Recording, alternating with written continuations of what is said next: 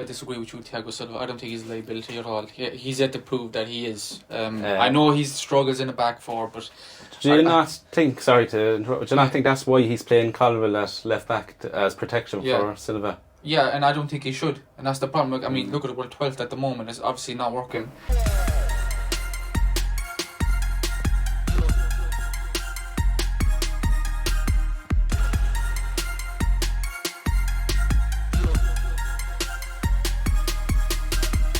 In an ideal world, we'd say, after the international break, I think it's Bournemouth away next for Chelsea. Yeah. All players fit, everything going well. What is your starting 11 for that game? We're including players now who won't. We'll say anyone. No, yeah, just say an ideal world. Everyone's ready. I'd go Petrovic and goal. Do you think that's a bit harsh on Robert Sanchez? I know it's only 4 games in, just to drop him. I would just like to see Petrovic. I just don't think Sanchez. I think his confidence got knocked as well last year. He was letting in an awful lot of sloppy goals, and he just doesn't seem confident really. Now I say I like what he's doing on crosses, and his passing out has been very good. I think every time a team goes through against us, they look like they're going to score. He doesn't look like he's going to save anything. And he did get dropped by Brighton as well. Yeah, he was the third choice of Brighton. Got his spot. They actually have a new keeper now, then, so Steele's actually second choice now. Yeah, so third choice now for Sanchez, essentially. So yeah, I'd go Petrovic and goal. I'm kind of torn between Chilwell and Maatsen for left back. I'll go Chilwell for the experience, I suppose. Centre back, I go Colwell and Badiashile. Even though they're both left-footed, I think they're both very good on the ball. I think Silva's after losing too much of his pace. I think if we're going playing a back four, he just sees a bit of a liability now at this stage. And Disassi's been okay, not great. But Badiashile was superb last year when he came in. Right back, go Reece James for the 15 minutes he's fit before he's injured again.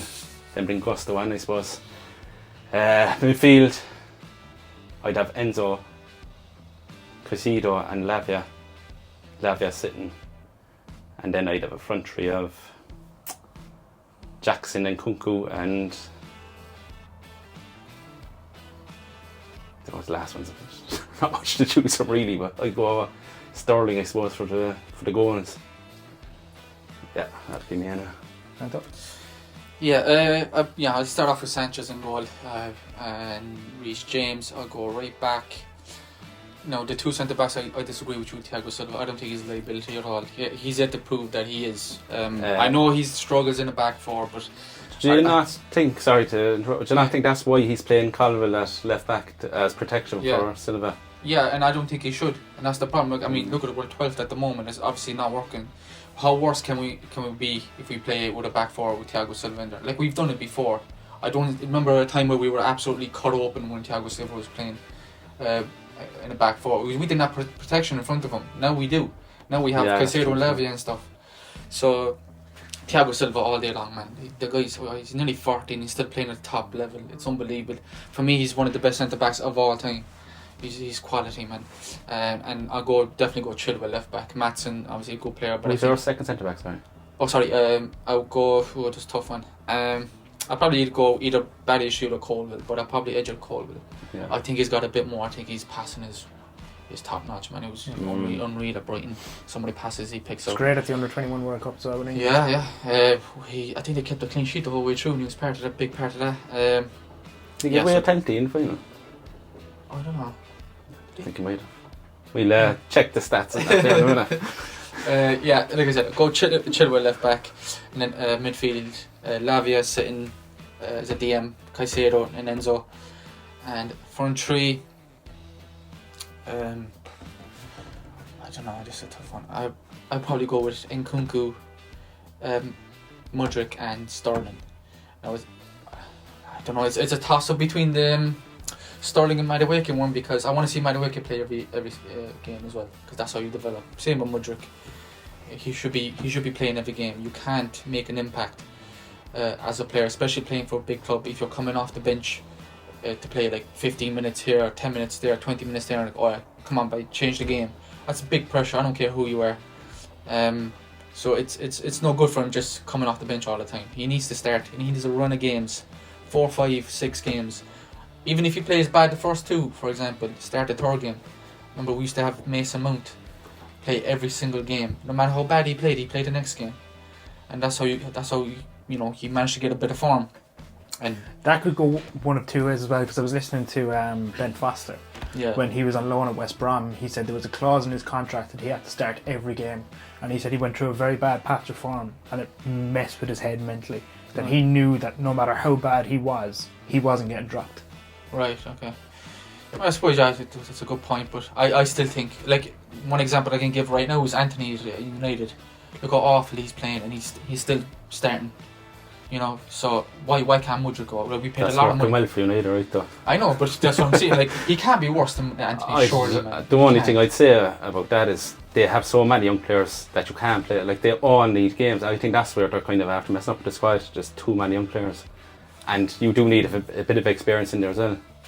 So you do, but I mean, if you start Mudryk and Madueke, Palmer's not playing. Palmer needs games. Do you know what I mean? They all need games to develop. I mean, when you're playing for a big team, you have to chop and change all the time. If you want to play in all 4 competitions, they're going to be like when we win in games back in the day. We didn't have every single player playing the same 11 every time. Oh, that's what I mean though. Like you're saying, Mudryk needs a run of games, but I think that's where I think they've messed up with the squad. It's just there's too many young players, and you can't play them all the time to develop them to the level they need to be. I think I've seen glimpses of Mudryk where I think he's actually frightening. There is something there with him. Like, the only thing I will say is there's a big difference in standard between the Ukrainian Premier League and the Premier League. I agree with you though on Mudryk, because he destroyed Real Madrid at the Bernabeu as well. Like he's got something in him, and you can see the pace. He's frightening when he gets going. But if you want to go down that route, you know, Sheriff Tiraspol also won at the Bernabeu, like, you know. Oh no, but I'm saying him as an individual, like, he got man of the match. He got applauded off pitch by the Real Madrid fans. Yeah, he did. He had a very good Champions League campaign. And at Chelsea, like, you see sometimes, like he get the game against West Ham, he got awful abuse after the game. There was one point he went to the byline and crossed his foot, like, just burnt the fullback straight across the box. Nobody in there. Like that's the problem at the moment. They just don't have the bodies getting into the box. That was a great ball, but Chelsea, like, Jackson he doesn't have the instinct. I don't think. Sterling, you would expect him from his time at Man City to be getting in at the back post, and he's just not doing it. Yeah, I think with Mudryk, I think it's slightly unfair. I know so far he hasn't scored a single goal in all his appearances. But you look at the team he came into in January, that time, a dysfunctional team. Everything was all over the place. Now we're starting to get more settled. I know we still haven't started well, but I think the longer the season goes on, and if that depends on if he plays, he needs to play. He needs a run of games. I know you're saying everybody else does, but I think there's more to him than Madueke or Cole Palmer. I think his potential is unbelievable, but again, you can't get confidence if you're coming off the bench constantly. You just can't. It doesn't matter who you are. Like, if you had Messi or Ronaldo coming off the bench earlier on in their career like that, they're not going to be the players they were. I'm not saying Mudryk is going to be them now at all, but you just need a run of games. Don't matter. Even at players that play amateur level, if a guy is coming off the bench constantly, he can't impact or impose himself on the game as much. So you need to run of games. And that's what I think Mudryk needs. Yeah. Okay, so I suppose I have my final question. I'm going to wrap it into 3 questions in one, we'll say. Where do you think Chelsea's going to finish the season? Do you think Pochettino will finish out the season? And if no, who do you think comes in to replace him? Deej. I think Poch will finish the season. I think Chelsea will finish 5th, which gets the Champions League this year. And yeah, I think we'll improve as it goes on. I think lack of Europe helps us big things then. Yeah, I think Poch will finish out the season. I'd be very surprised if he does if it goes as bad as Graham Potter did, then it's a bit shaky, but I think he'll finish out the season. For the start of the season, I predicted Chelsea would finish 7th. I think we'll probably finish around there again. Maybe, I don't know, if we're lucky, a bit more lucky if players stay fit, we could push for the Champions League places.